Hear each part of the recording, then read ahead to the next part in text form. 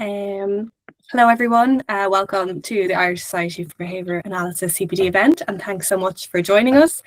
Just some housekeeping first. If you guys didn't see, the event is being recorded. That's so we can upload it to the ISPA website after. If we do have questions, the chat is open, so feel free to leave questions and we'll try and read them out at the end. In the chat, we're also posting a CEU and feedback form, so please take the time to fill this in afterwards so you can get your CEU, and also so we can get some feedback on what other events you guys might like to see. So now we're going to get on to the interesting bit and why we all are here. Tonight's event, Constructional and Humanistic, an introduction and refresher to multi-element behaviour support, and we're so lucky and delighted to be joined by Dr. Dotson for tonight's event. Anne is Chief Knowledge and Learning Officer at the IABA Research and Education Foundation. She's a PhD in clinical psychology, and she is the co-editor for the Journal of Intellectual Disability Diagnosis and Treatment, and has presented across 6 continents. So tonight she's going to present here as well. And like I said, she's going to present for our first CPD event of 2026. So thank you so much, Anne, for joining us, and I'll let Anne do the talking and I'll stop. Okay. Well, I could not be more delighted to be with you today and to talk about this topic that is so very close to my heart. And I'm going to get the screen set up so that I can do it in a coherent way. So first, before we begin, there are a lot of different definitions and perspectives about PBS. And so today I really want to talk specifically about multi-element behavior support, which is a PBS practice, but PBS isn't necessarily MEBS, and I think that'll become more clear as we go through our time together. So I just ask, I know that it's late for many of you, most of you, it's just to take a moment to center yourself to the extent that you can, to let go of limit-setting beliefs. And a practice that I often employ is thinking about how I might take action with what I'm learning, both at the start and at the end of learning opportunities. So our objectives today is I want to talk to you about the core values and the components of MEBS. I want to explain how MEBS promotes dignity, autonomy, and inclusion. We're going to talk about ecological strategies, skill teaching, preventative strategies, and ways of reducing restrictive practices.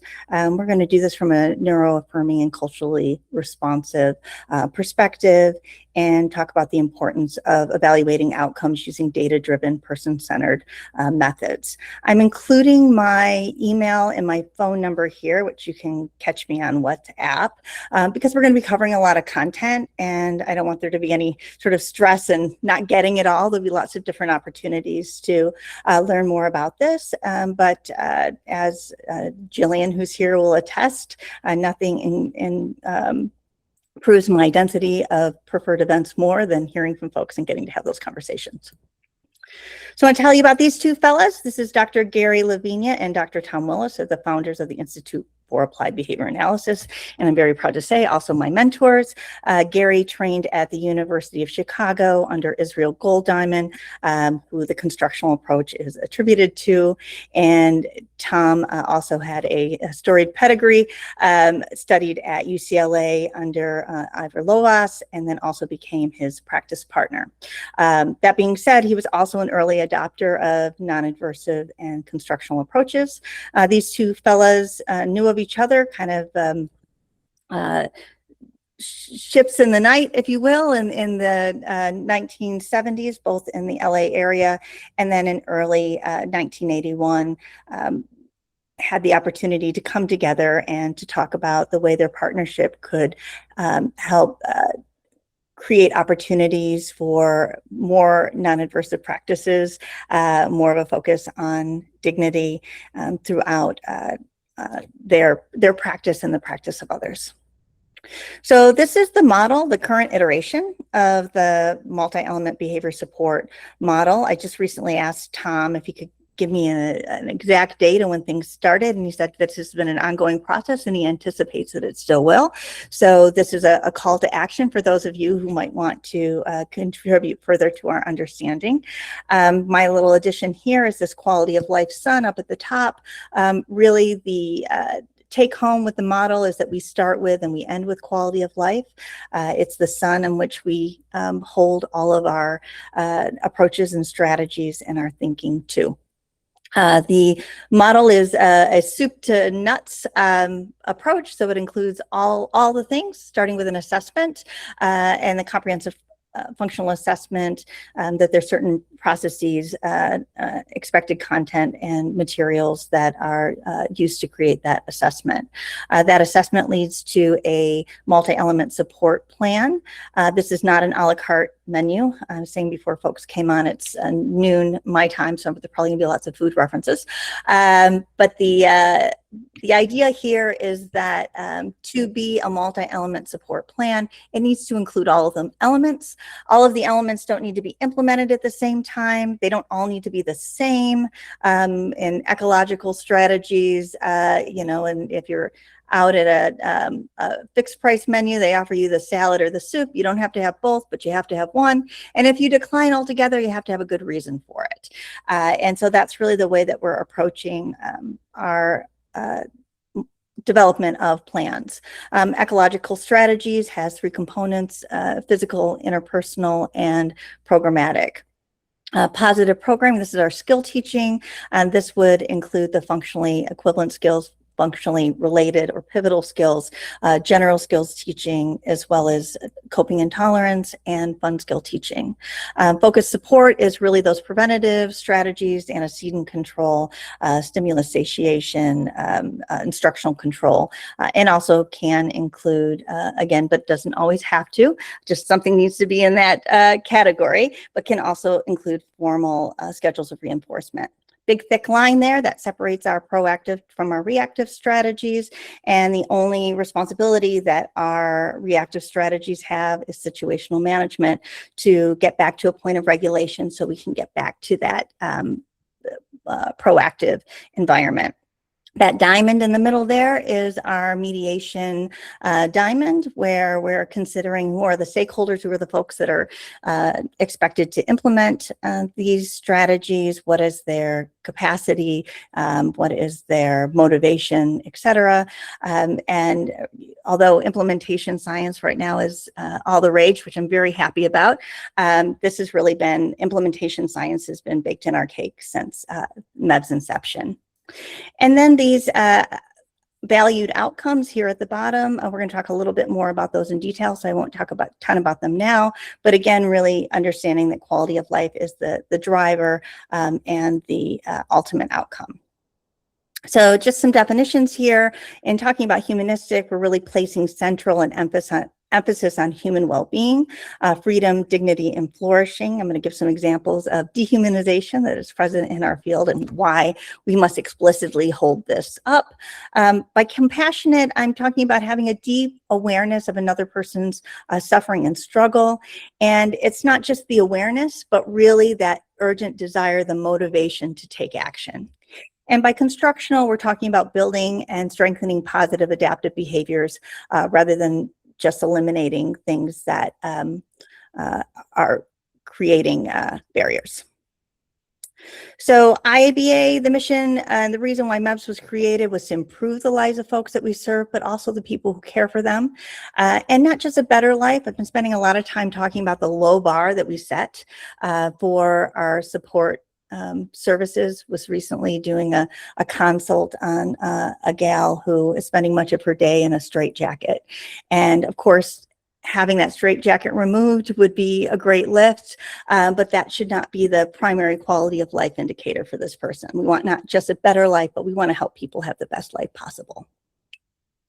At IABA, that has looked like a range of service provision through the lifespan, beginning with infant development and infant mental health to end-of-life support and all things in between. The IABA Research and Education Foundation is our most recent addition to the IABA community, and we're really intending to be able to pull our research and education into a nonprofit entity, which allows us to have greater flexibility to do things like what we're doing today.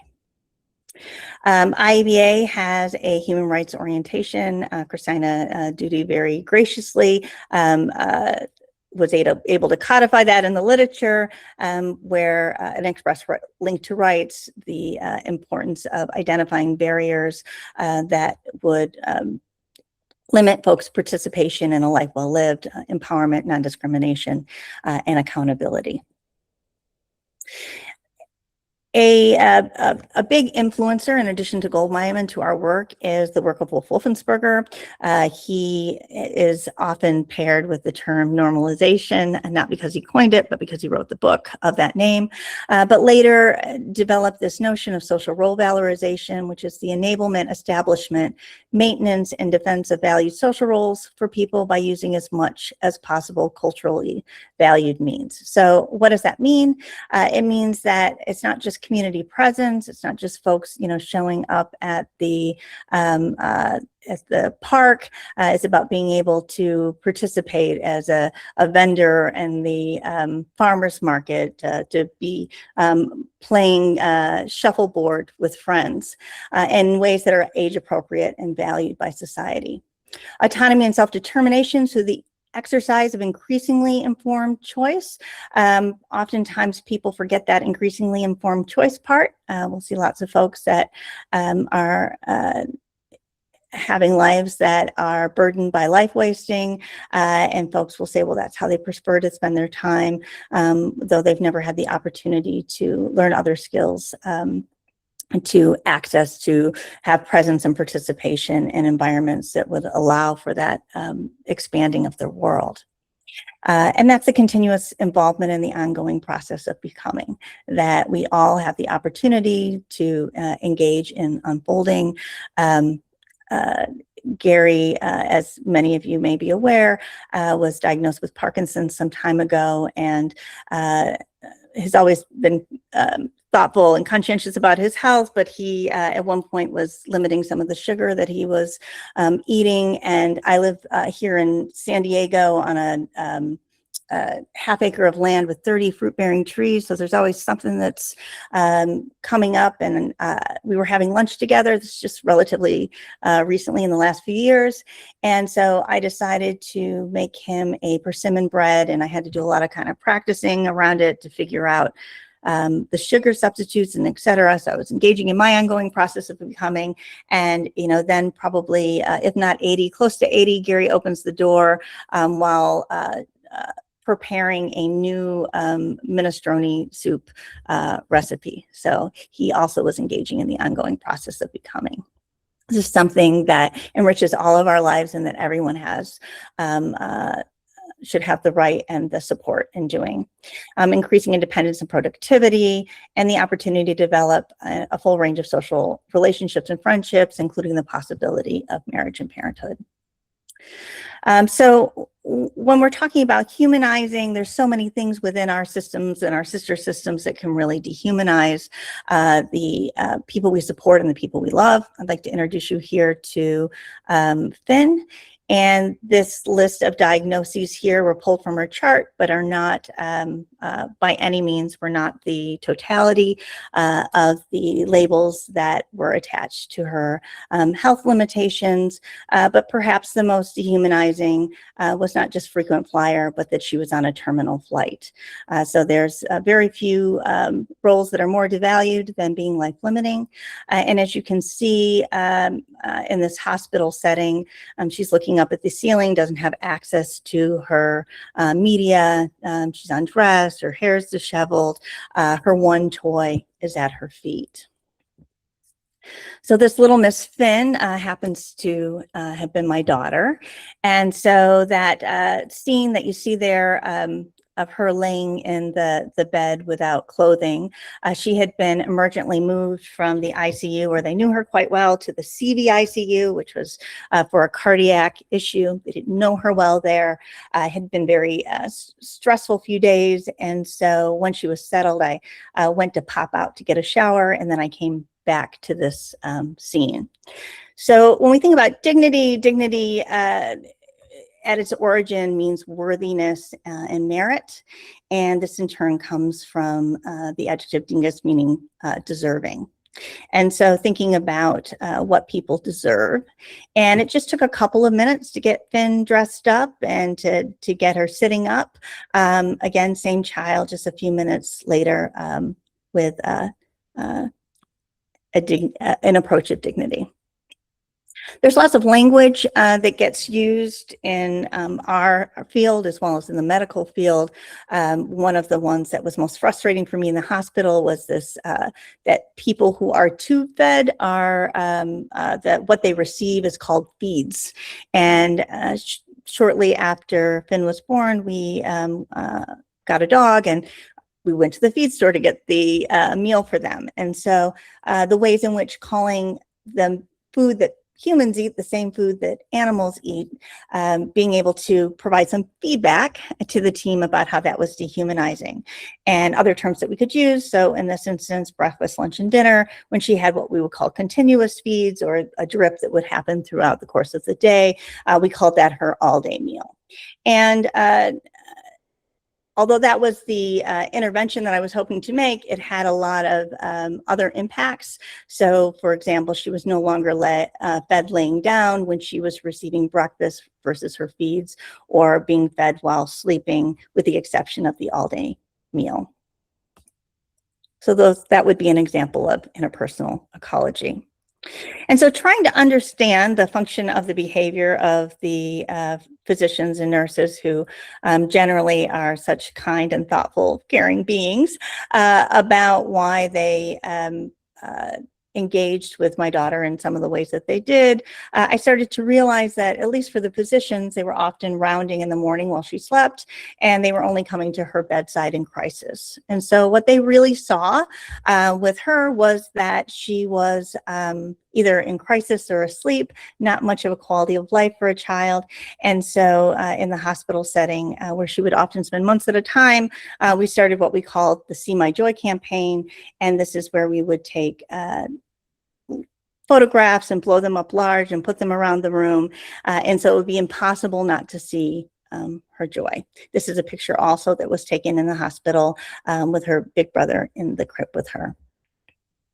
And then later, as her life began to expand and she had opportunities to participate in typical school, here she is at the bottom participating in she attended an arts magnet.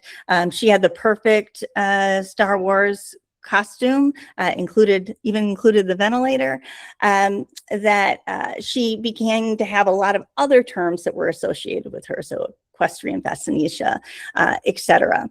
And I began to understand that it was very difficult for people to see what they've never seen.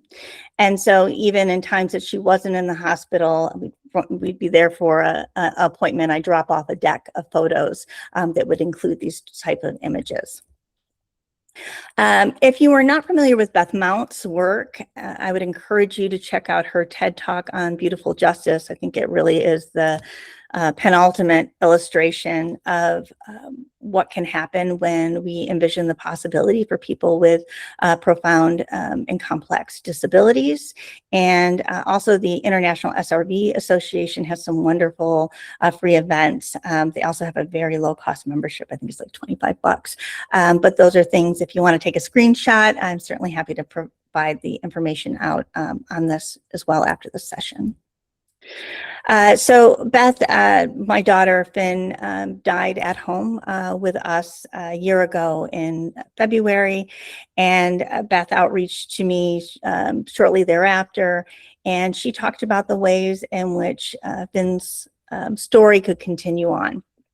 And so one of the things that she said in that really resonated with me was this idea of that once you've seen Finn on a horse, you can imagine her at the beach, you can imagine her in school and so forth.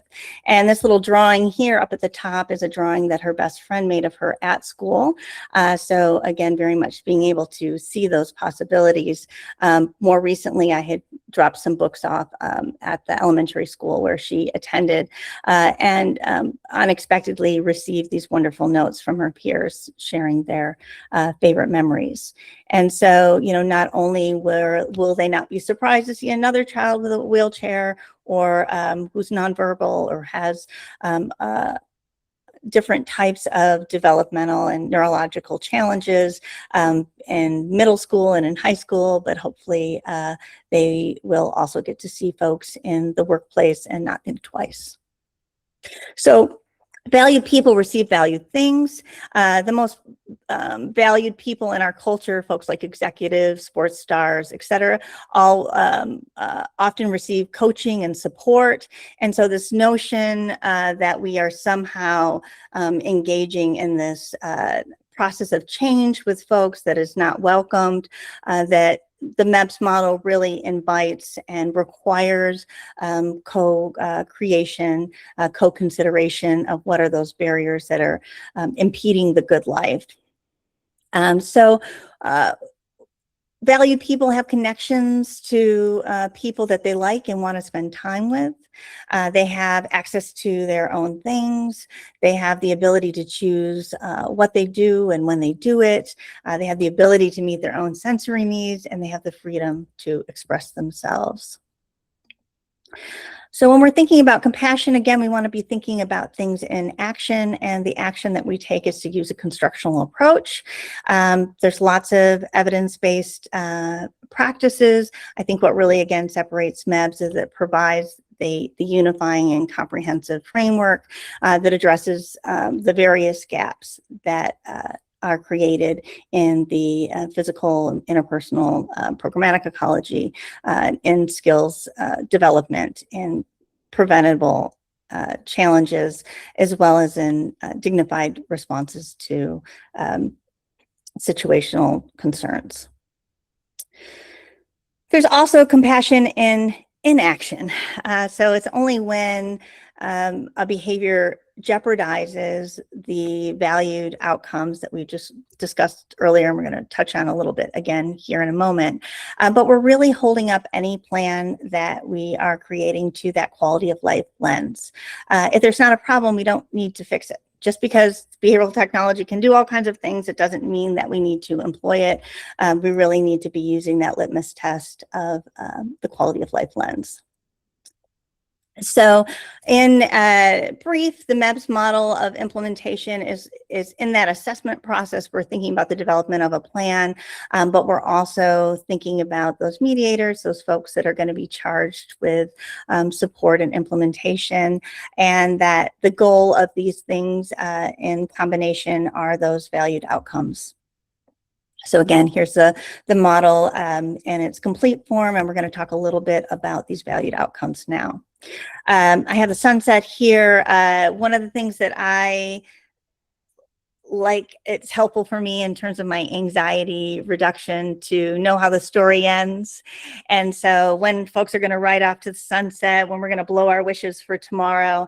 And so I think it's really important, although the from the model, if we're looking at it in a linear way, we see those valued outcomes there at the end, that we're really also thinking of it as a starting point. So in terms of speed and degree of effects, we really want to help improve the quality of life for a person in the moment, not just to have some promise of a great life in the future. So we want to have life be as enjoyable and safe as possible now. And then we also want to think about how do we support that individual in their ongoing process of becoming. We want effects to last beyond our presence. For many folks, when I talk to parents, for example, that there's this thought that the intervention only happens when the interventionist is there. And if we're not sharing those strategies and supporting and coaching, then the programs become about us rather than about the person that we're supporting. And so while we have an important role, we need to make sure that it's not about us. And we want to make sure that things are generalized, again, so that people can have the broadest life as possible. So we want to incorporate families, peers, community, and other natural supports. We want to have as few negative side effects, ideally no negative side effects if we can. And part of the way that we achieve this is through a reflective process where we take ownership of the contribution of our own behaviors and creating problems of concern. And we want to take advantage to the extent possible of the positive side effects, and we'll see in MEBS, the MEBS research, and certainly those of us that are in MEBS practice, that we see an increase in relationship strength. We see an increase in not only self-confidence of the person who's the focus person that we're supporting, but the others who are providing that support, and an increase in the person's perceived value by others. So what do we mean by social validity, educational validity, clinical validity? Is that, would you allow this intervention to be done with someone that you love? Does this intervention preserve dignity and enhance the person's valued social roles? Is this program resulting in a real change in demonstrated skills that improve the person's independence? And is the program resulting in a real change in the person and their quality of life? So, you know, the bottom line is, you're showing up to be a helper. Is there an appreciable change and improvement in that person's world as a consequence of your being on the scene? We had 24-hour nursing for my daughter when she was at home. And so we were very fortunate with a very consistent nursing team over the years. However, on occasion, new folks would come in, and I had to trust that they had at least the requisite foundational medical training. But when I would do their training for them, one of the things that I would ask them to ask of themselves each day is, what is one thing that I can do today to make Finn's life better? And sometimes that could just be opening the window and letting the light in. So again, these don't all have to be big, complex interventions, but what are the things that we're doing, big and small, that are helping to support this person in having their best life? Okay, so there we are again. So what makes MEBS different? The values that guide MEBS and our work is as important as any objective measure of treatment efficacy. So how we get there is as important as where we get to. Behavioral technology is used in in the service of, subordinate to values-driven outcomes. The choice is not between taking a behavioral approach and a values-based approach. It's really applying the principles of ABA to valued outcomes. So the values guide our technology, and the technology enables us to realize those valued outcomes. So how do we do that? One really important element of MEBS is attunement. So we see attunement as a requisite clinical skill and also a clinical intervention. So when we talk about being attuned to someone, we're talking about having a foundation of a trusting relationship, that we are attuning to the person's needs, to their state of being, to their mood. This allows us to respond in a way that is meeting their need. This foundational relationship building presence must be present before any treatment is delivered. And we're considering relationship strength and attunement, mutual respect, enjoyment. These are all prerequisite components before we even start thinking about a behavior plan. So what are we being attuned to? In a traditional approach, we're asked to attune to the problem behavior. I recently was doing some training, and folks had the opportunity to bring some cases, and very bravely some folks did. And you know, I share with you, these are people who wanted help, that were coming to help. They wanted to help the person that they were supporting, and they could tell me with such exquisite detail they could tell me how it smelled and tastes and looked like and sounded like, the behavior with such specificity. But when I asked what they liked about the person, they really struggled. Right? So MEBS, we're attuning first to the person that we're supporting. That when I'm going into meeting someone, I'm first looking for that thing about them or things that I like about them. So we're really trying to strive to understand and meet the needs of on a moment-to-moment basis with someone. We're viewing the challenged behavior as indicative of an unmet need. And it's a lot easier to do this, particularly with folks that have very complex behaviors, if we can really see the person and that we can honor their humanity. So this paradigm shift comes in a variety of different flavors. So in a traditional approach, we're focusing on when the behavior occurs. When we're talking about MEBS, we're looking at when it occurs and when it doesn't occur. If we look at a scatter plot, oftentimes people are really focused on where everything's bunching up. I want to know, like, those big spaces of calm and quiet, what's going on there, because I want to do more of it. Traditional approaches are really focusing on an if-then system, often pre-established sequences of responses. We hear this all the time. I'm sure those of you in consulting where folks said, well, that was what we were supposed to do. That's what the protocol said. There isn't that opportunity to be really thinking about the individual's need, the messages behind the behavior in the moment, and changing accordingly.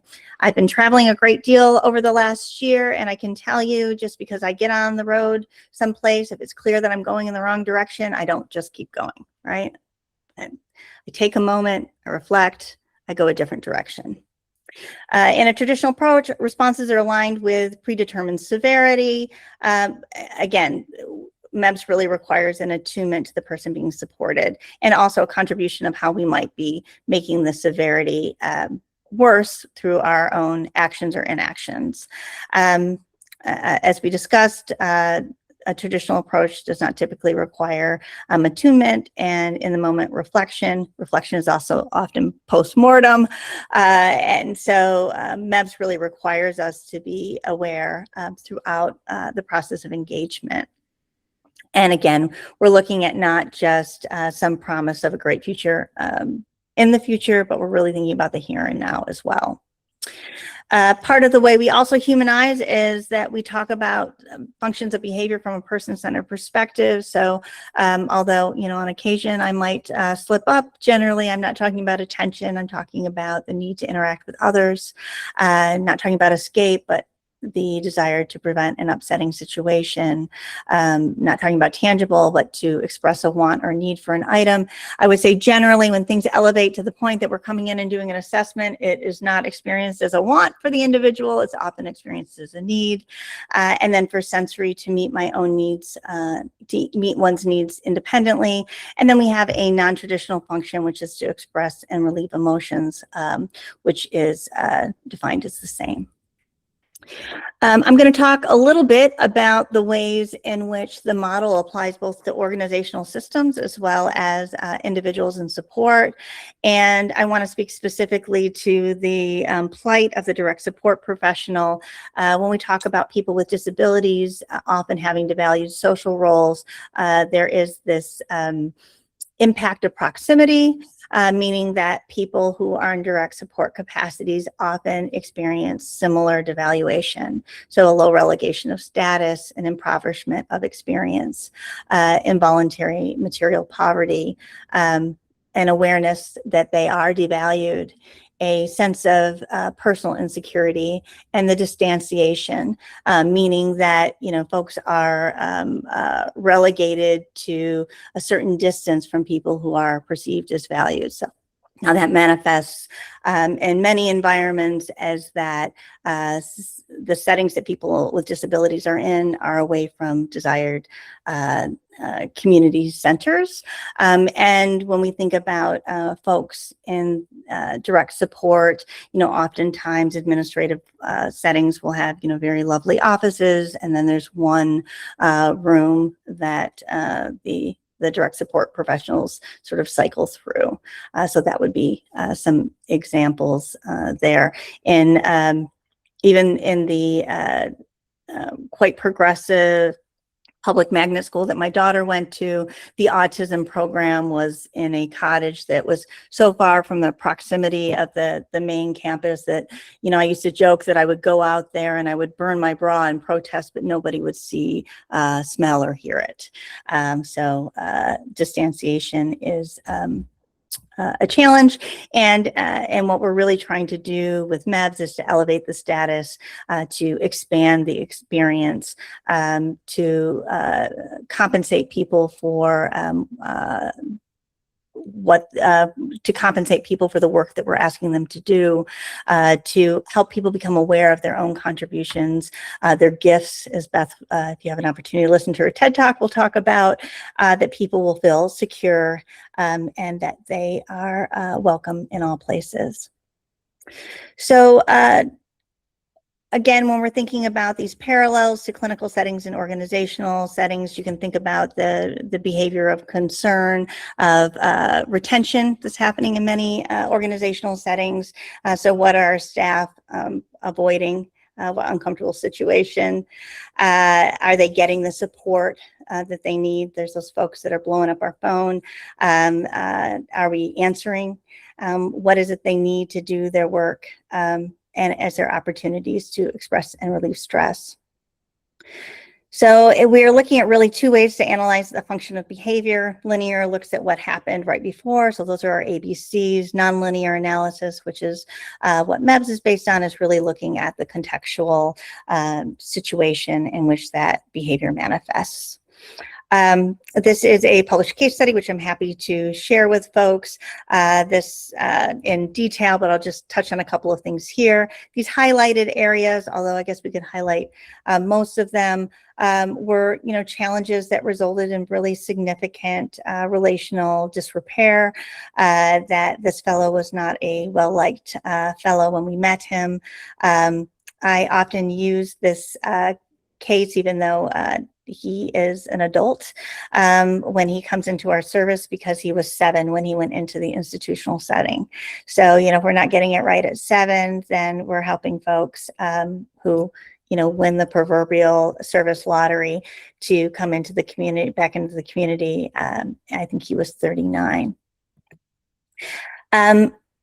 He, from a MEBS perspective, all the elements were present. We had a physical alarm in his own home because he had one-on-one support, but there were risks to the community. And so if a staff was in the restroom, some sort of notification. Other physical strategies that we had were not having glass in the residence, using materials that would minimize injury. But he also had beautiful things that enhance his environment. So an indoor garden and art studio and lots of sensory items. Interpersonally, he had lots of opportunities to interact with others. The presence of peers who had similar challenges, as well as peers who had different needs. And the distribution of positive to negative interactions highly was weighted to the positive. Programmatically, we used a non-aversive lens and approach. There were lots of opportunities for choice, predictability, and control. I won't have the opportunity to do this for just given our time constraints for all of the areas, but I want to talk about how as a organization, we also think about this for our staff, that having no glass in the residence and having window coverings, having beautiful things as well in the space is beneficial for our staff as well. Making sure that we had the protocols, the data sheets, the reinforcement items, that they had a staff cell phone, all the physical items that needed to be in place to support this individual. Interpersonally, they also needed opportunities to interact with others. The direct service experience is a lonely one, often, especially when folks are in one-to-one settings in the field, that they'd have a presence and absence of peers with similar support needs. So having mixed group supervision where there was lots of opportunity for vicarious learning, and that the distribution of positive versus negative interactions, you guessed it, was highly weighted to the positive. And programmatically, that there was significant staff training, ongoing supervision, opportunities for reflective practice and reliability checks. In the skills teaching for this fellow, we identified that the function of his behavior was a desire to connect with others. And as we taught him ways to do that, and that would be more likely to lead to positive relationships, we also needed to help this fellow figure out what to do once he got there. So those are the functionally related skills. How do we extend the interaction? If you're engaging all those behaviors of concern, chances are you aren't learning things like games and give and take in conversation. Because he spent his whole life in a hospital setting, he had a host of general skills that he needed to learn, really all of them. And coping and tolerance for this fella, as you might imagine, we wanted to make sure that there were a variety of high and low impact strategies that he could employ. And fun skills is not optional. Again, there's you don't have to there's not just one to choose, there's lots to choose from, but there needs to be one in that category. And for him, it was learning to paint and collecting gemstones. And as you can see, we had parallel processes for our staff. A life well lived is filled with lots of inconveniences. So, you know, there's one thing to wait to get to the doctor's appointment and how frustrating that can be. But as a world expands, that waiting to get to the, you know, Taylor Swift concert or whatever genre folks are inclined to listen to has a different level of coping and tolerance. And so really, again, thinking about as a person's world expands, that the MEBS plan needs to meet those new demands. And with staff, we need to be thinking similarly. What is our responsibility as an organization to, in terms of antecedent control, not to create workloads that are unbalanced, to make sure that folks are receiving time off and that they have the assistance that they need. And in skill teaching, we need to teach staff to be able to access those things, and staff in turn have the responsibility to seek them. In terms of fun skills, I really like starting with fun skills as we're rolling out a MEBS plan. It teaches the intrinsic value of learning. It motivates participation in treatment. It creates buy-in for the person, often for the folks that are providing the support too, because again, as I shared, oftentimes by the time folks come for an assessment and plan, things are not going well. So it's really an opportunity to do some positive relationship building and building confidence and skill repertoires, and, you know, essentially just giving folks a win. Focus, support, and prevention. So for the fellow that Mr. Quinn that we were just talking about, we described some antecedent control strategies. Stimulus satiation for him would be having that one-on-one support, lots of contact, and he did in fact have some schedules of reinforcement. Again, we can think about this from an organizational perspective as well. And then in terms of the reactive strategies, having a range of different strategies in which we draw upon. Some of these are, you know, general strategies, things like active listening, relaxation techniques, not teaching them at that point. We're just helping someone employ those strategies they've already learned in those proactive elements, having environmental barrier strategies, interpositioning. So, and sometimes we give in, so strategic capitulation.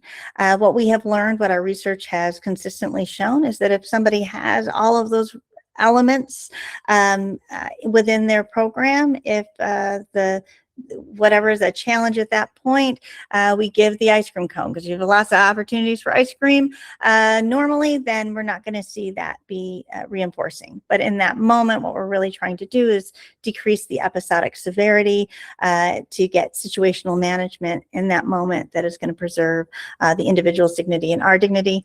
We do this all the time for people we love. If I were to come home and slam my door, there wouldn't be, my husband wouldn't say, is that how we how we open closed doors around here? Go out and try again.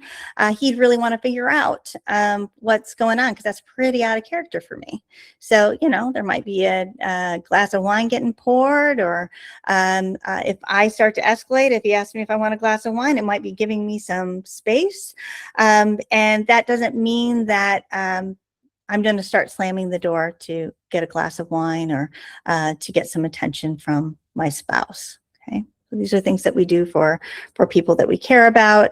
And, you know, similarly, when we're thinking about organizational settings, are we so rigid that and our setups for the folks that are carers and that are providing support so filled with such deprivation, so deprived are those various categories that that we're inclined to always toe the line, even though in a situation where we give a little might help everyone out. Okay, so for Mr. Quinn, what did this look like? These first 6 months of services, what you're seeing here is the frequency and severity. It's a little confusing here since I don't have the severity over here on the end, but the nut is that things were a little off the hook at the start, but as we get to close to his 5th year, you can see that things have generally leveled out. That's great. So behavior has decreased, but what does that really mean? I can't remember if in Ireland you have any big box stores, but this Target sign here it's a big box store we have here in the US. When this fellow is in the institution, out in one of those bucolic, far away, distantiated settings, they wouldn't even let the guy come with us to the big box store to, pick out the toaster that he might have in his new home. But within a year of being with us, he was able to take a conventional commercial flight to Hawaii and attend an autism conference. And he developed many valued social roles as a consequence of being valued. And this is a lovely gal named Julie, diagnosed with Down syndrome and as well as Munchausen. Well, some other things there. She is the only person that I have supported in now 30 years who did not want to leave the institution. For those of you who don't know what Munchausen is, it's a desire to have contact with medical personnel and then doing the things necessary to make that happen. In the institution, she had all of that support. Her pre-institutional behavior of concern was calling emergency services in triple digits to the point that they did not respond, and she upped the ante by burning up her apartment.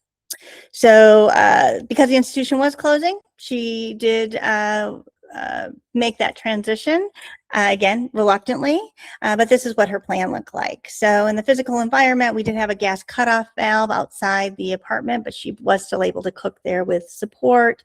One of the things that was really distressing to me at the start is that she wanted everything to be hospital themed in her apartment. So her living room was the waiting room, kitchen was the cafeteria, so forth. She had a hospital bed. And so it took some intervention from my staff to remind me that if her interest had been Star Wars, then I wouldn't have had such an issue with it.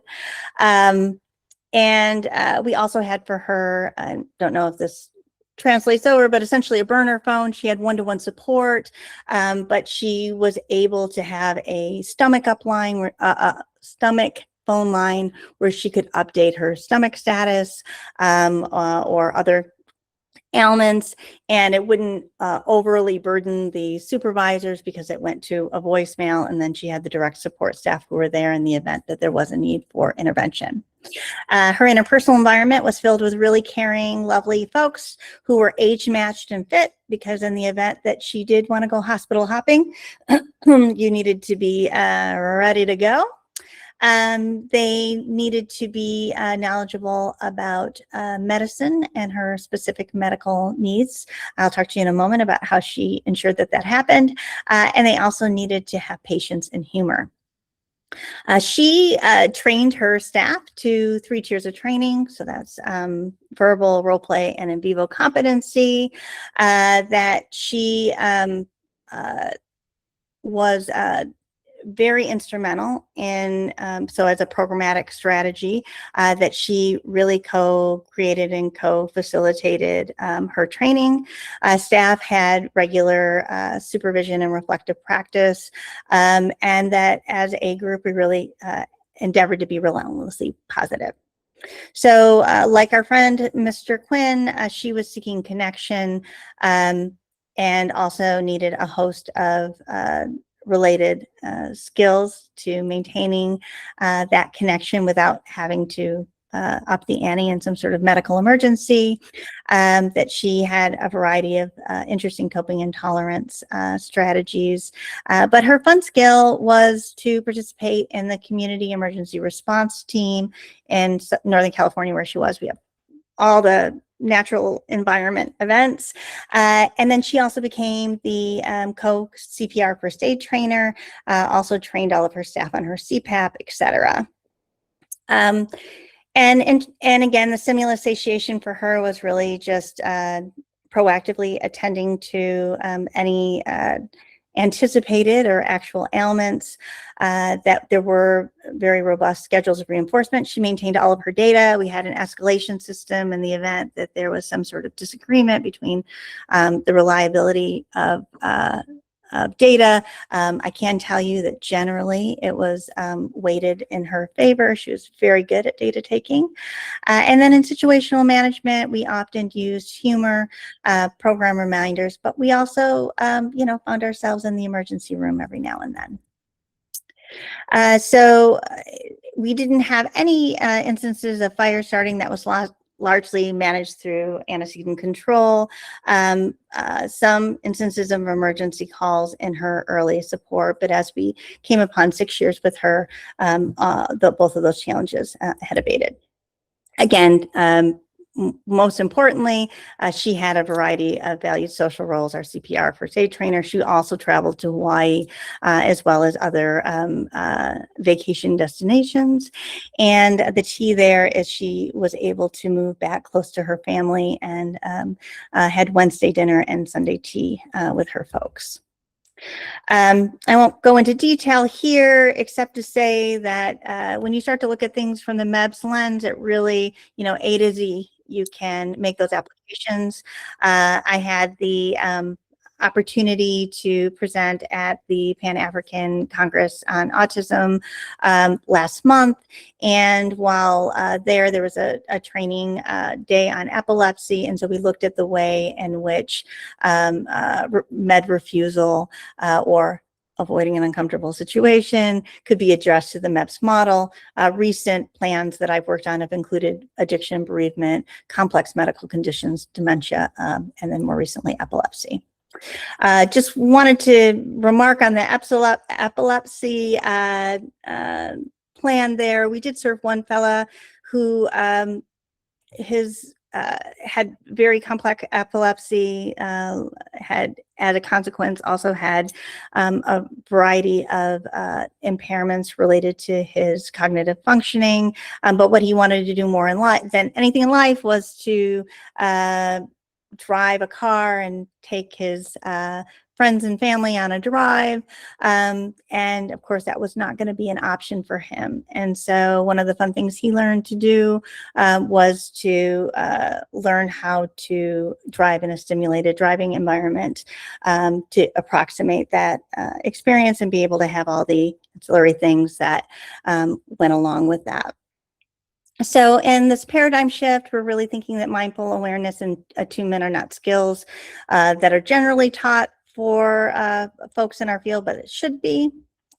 And that without mindfulness, again, we're kind of in this postmortem reflection of what happened, but with mindfulness, we can make changes in the moment. The research has shown us that training in both mindfulness and PBS can be beneficial for the folks that we support, including decreasing restrictive practices, which in turn allows us to have opportunities for learning, increase positive relationships with peers, staff, parents, etc.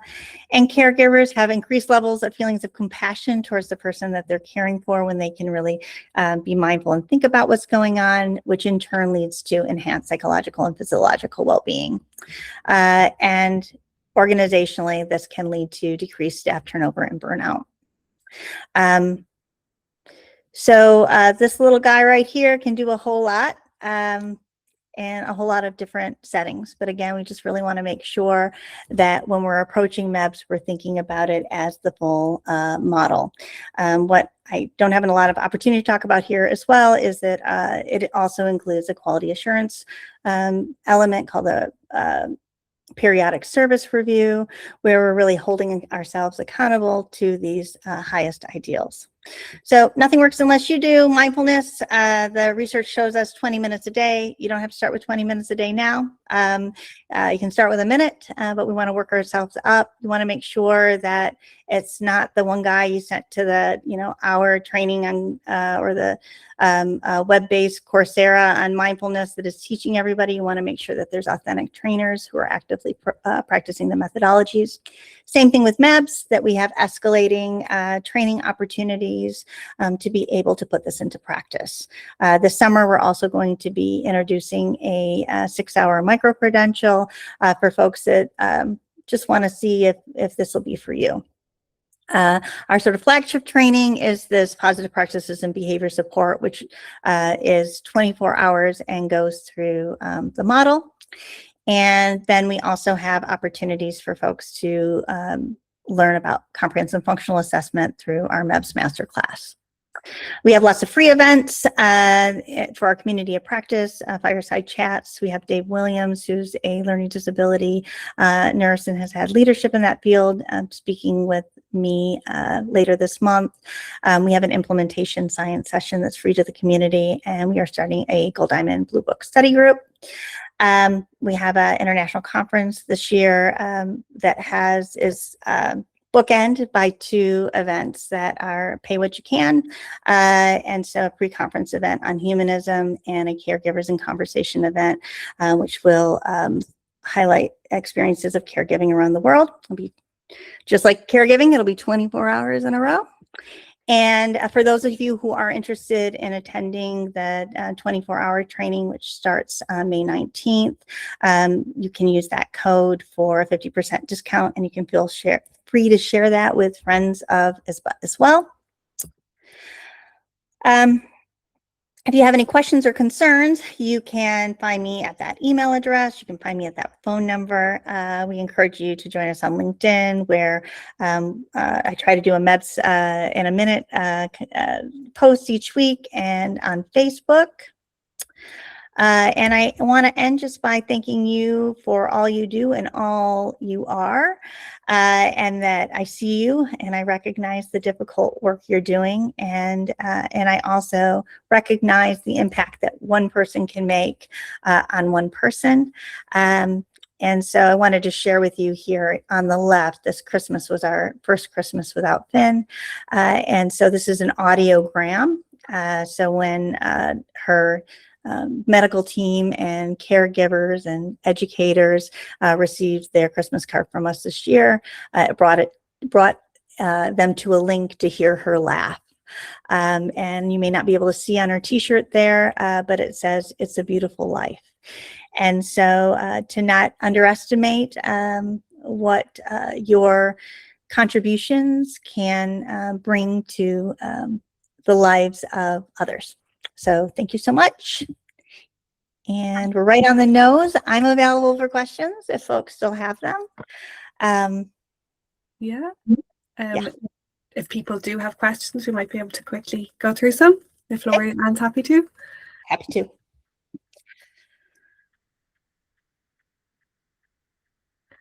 People might be shy. Just while people are thinking, maybe, wanted to say in the chat, there is the link for this free CEU for attending, and like that, if you want to click on it and give us feedback as well, that would be excellent. And we just want to thank Laurie so much for her time and for sharing all those beautiful stories about Finn. It was so really impactful and nice to see it applied in other settings as well. Yes.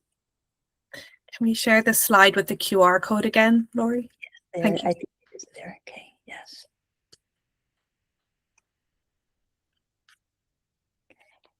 Great. Well, I'm really hoping to be live in July in Ireland. I wore my lucky Irish necklace today. I got this in Glenarm last summer. So hoping that there might be some opportunities to meet folks in person then. So as the plans unfold, we'll keep you posted. Thanks so much, everyone. And like that, Laurie has left her details very kindly if people do have questions in future. Thanks so much, Laurie. Thank you. Thank you.